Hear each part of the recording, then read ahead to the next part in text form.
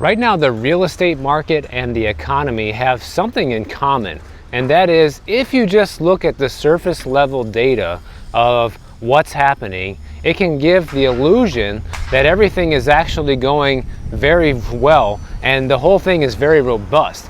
But if you just dig 1 or 2 layers deeper into what's really going on, you start to spot the weaknesses. And that's what I like to do here on this channel, because it seems like most people don't want to do that. They just want to look at the headlines that come out in the news and go by that. And that's not a very good indicator of where the true economy and housing market is. And right now, there's so many different data points that we can point to that show that the housing market's not doing nearly as good as we're being told. And the first one is pending home sales. And pending home sales are important because when a home goes pending, somebody's trying to buy it. And when you have a decrease in pending home sales, it means no one's trying to buy it. It's pretty much that simple. Here we have a brand new listing for sale. It just came out a couple days ago, and it's a house, but they're marketing it as a vacant piece of land for $5 million. This house actually hasn't been sold since 1986, and back then it sold for only $180,000. Now they want $5 million. The current owner's property tax bill is about $7,500 a year, but I wonder if the new owner knows that when they buy this house and put up a brand new house, their property tax bill is going to be well over $100K per year, because when you buy that piece of land and you add improvement to it and you put a 2% valuation on that, you're going to be about $100,000, $120,000, $130,000 a year in property taxes. Absolutely insane.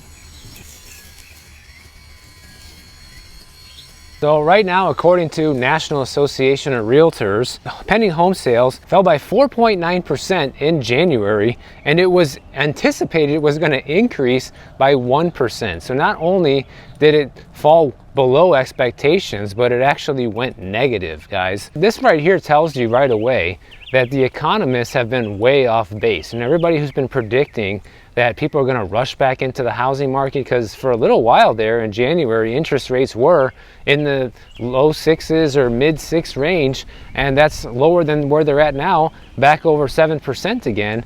And that's why they probably were anticipating, more pending home sales, but in fact it went the opposite direction. And even this huge spike in supposed pending home sales that we saw in December, right? It was supposed to be at 8.3%. It was like, whoa, things are going great. Guess what? That was recently downwardly revised down to 5.7%. But you got Lawrence Yun, who's the chief economist over at National Association of Realtors, talking about how the job market's still solid and that the entire country's wealth is still booming right now. And not only did the pending home sales fall month over month, they fell year over year as well in January, 8.8% in fact. That's a pretty substantial decline, guys. That's very close to 10%.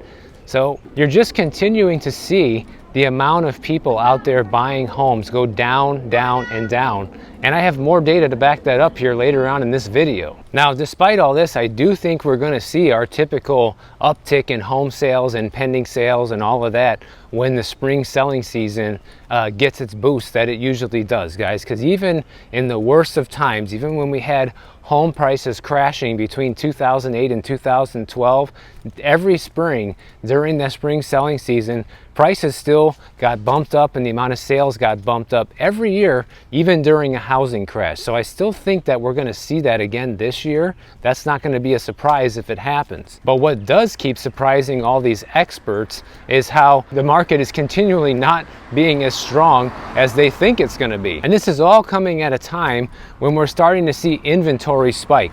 You guys saw my video the other day about how inventory here in the state of Florida is exploding more than any other state throughout the country, and there's many other states that are seeing a pretty big uptick as well, just not as dramatic as here.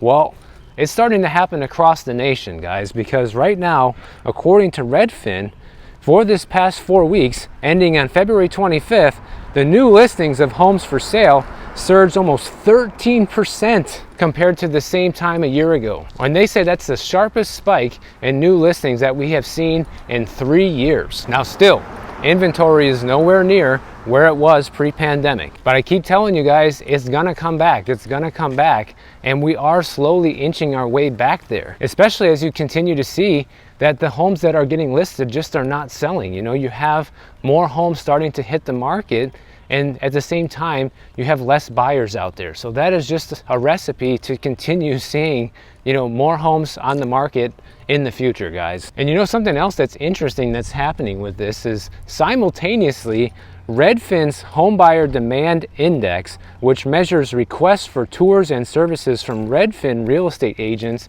went up 10% in January, which is the highest level since September of 2023. So that is something very interesting. Like, people are always going to be interested in real estate, right? And now that we're approaching spring, you're going to see more people want to go out and look at it. But that doesn't mean they're going to buy it. That's the main thing. Trust me, I dealt with that my entire real estate career. You always get people interested in looking at real estate. Very few people are actual buyers that will pull the trigger when push comes to shove. So that's probably what you're seeing here with this.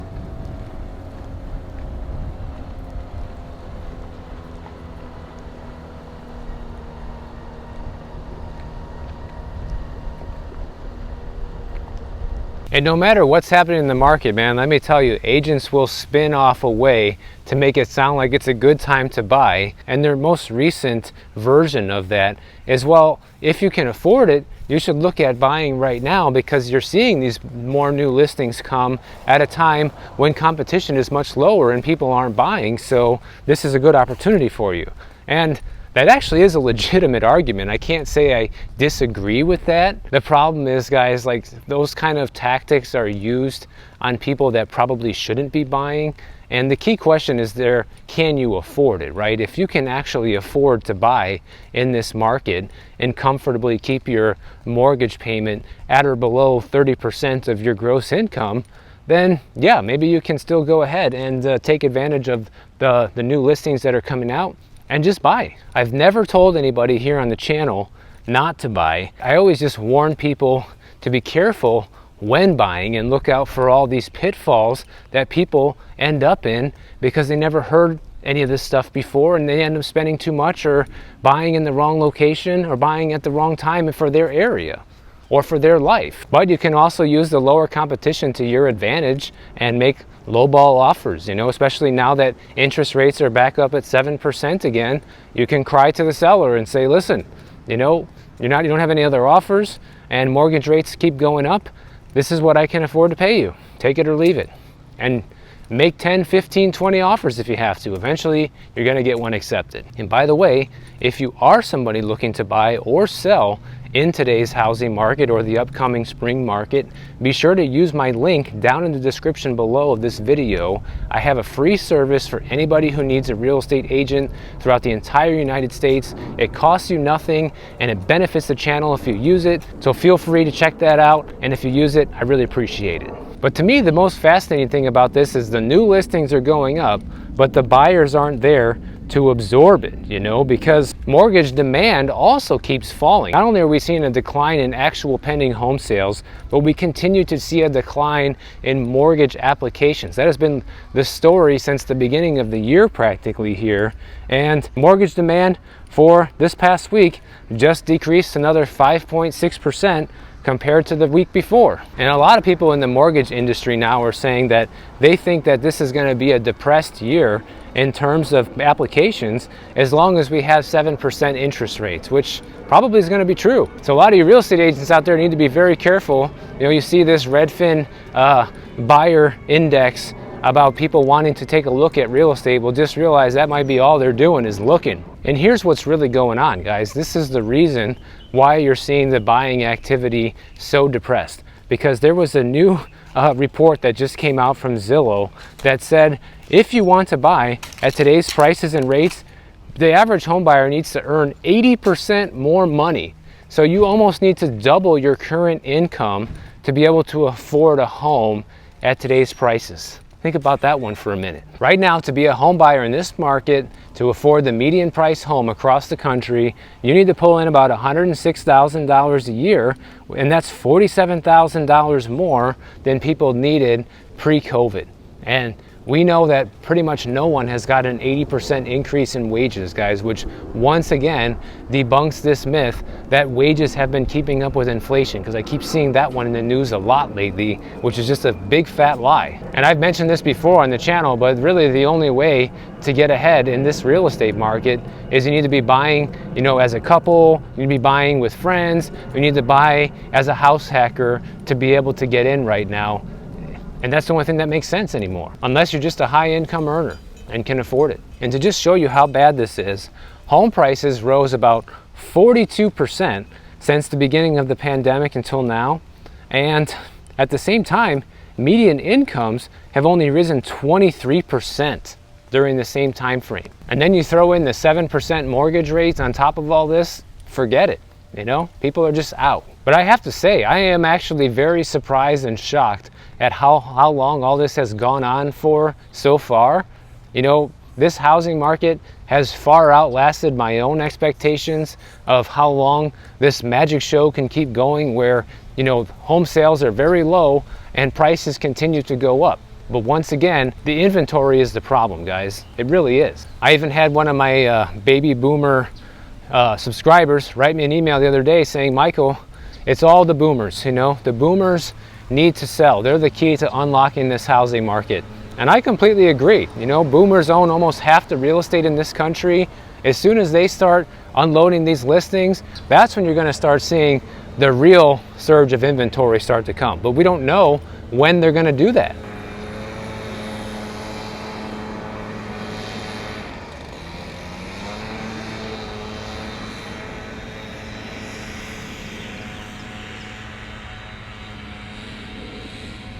And the other big problem is, just besides the price of the home and the actual mortgage rates right now, are how long it actually would take people to save just for a down payment. They say because of this massive increase in home prices and how the wages have not kept up, it would take the average buyer on about an additional 8.5 years now to save for the typical down payment on a home of about 10%. And this is why you're seeing so much of the down payment money from a lot of the younger buyers who are buying today coming directly from their parents, you know, their grandparent, somebody that has the money. They just give them the money, guys, because if it wasn't for that, they wouldn't be able to buy a house. It's that simple. So today, more than ever, you know, the housing market is a tale of the haves and the have-nots, because if you have a rich family that can help you get into a house, you probably have a house. If you don't, and you're trying to do it all on your own, there's a good chance you don't. And the other interesting thing to note, though, is the unaffordability is not actually a blanket problem. It is, but it's actually much worse in different areas, you know? Like, obviously, the big cities, that's where unaffordability is the worst. And I think it's going to continue to remain that way probably forever, which is why I keep telling people that if you want to become a homeowner, you should look at lower cost of living areas, guys. Like in Cleveland, Ohio, for example, you can still comfortably afford a home on a $70,000 a year salary. And in Pittsburgh, you only have to make 58 grand a year in order to buy there. But do you want to live in Cleveland or Pittsburgh? That's the question. Do you want to become a homeowner bad enough to live there? But then the big question you probably are asking yourself, and probably everybody is, why are home prices continuing to go up, Michael?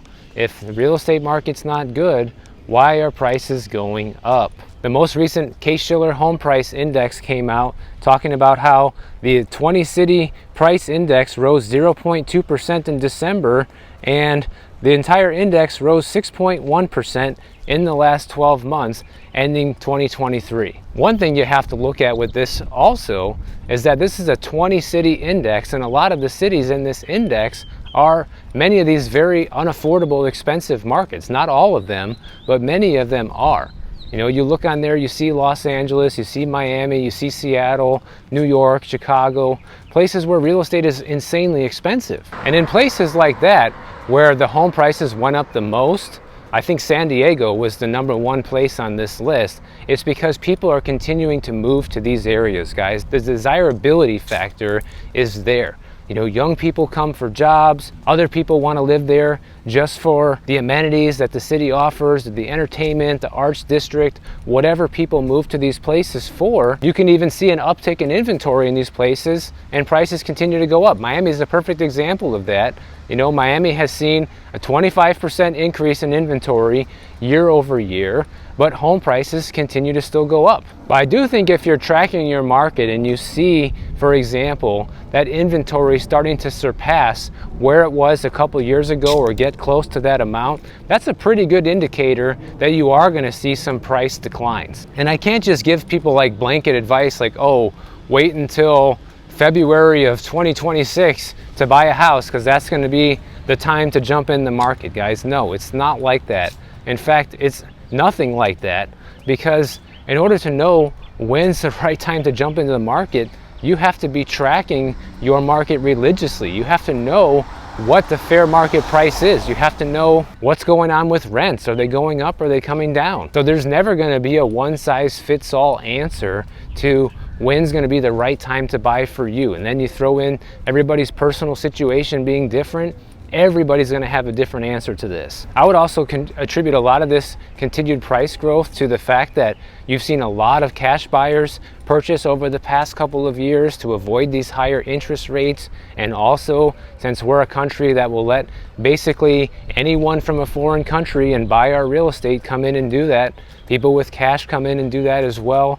And it just makes it more expensive for us here. But I do think there is some sort of end zone with all of this. I don't know where it is or when it's going to come, but there has to be a time that comes when enough is enough, when affordability gets so far out of control that the vast majority of people can no longer afford a home.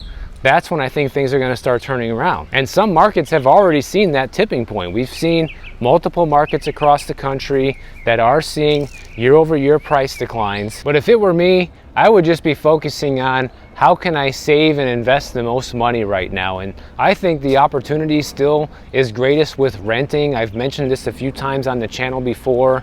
In many cases, across the board, renting is now 50 to 70% less expensive than owning a similar property all across the country. And in some extreme cases, it's 100% less expensive, guys. So you can save a tremendous amount of money by renting right now. But the only way it makes sense to do that, especially if you want to become a homeowner in the future, is to take that excess savings and invest it in a way that you're getting a sizable return. And I'm not giving you investment advice. I'm not telling you exactly what you can do with the money, but typically what people will do, they'll put it in an index fund, they'll put it in treasuries right now, they'll put it in CDs or high yield savings account to try to get a return on that difference. And that's the key. You can't not just blow the difference and just live high on the hog on all this extra money. You need to be able to put away that difference in order to make renting make sense for you. If you just throw it away, then that old adage of renting is just a waste of money and you're flushing it down the toilet actually becomes true. But if you're using that savings to diligently get ahead, then I think it's actually a very smart financial decision. I'm going to put some polls up on my channel pretty soon though to get some of your guys' feedback and feeling about how you guys feel about all this, how you feel about the housing market right now, how you feel about the economy and all of this, because I feel like the majority of people who watch my channel probably are on board with what I'm saying. You guys are like me. You're trying to resist this narrative that everything is good when you can see that it's not. But I look forward to seeing all your opinions on this when I put up some of these polls, and I'll for sure share some of that data in some future videos. So if you guys enjoyed this video, make sure you are subscribed to my channel. And if you don't want to wait for my next video to come out, check out this one on the screen right over here, and I'll see you in the next one.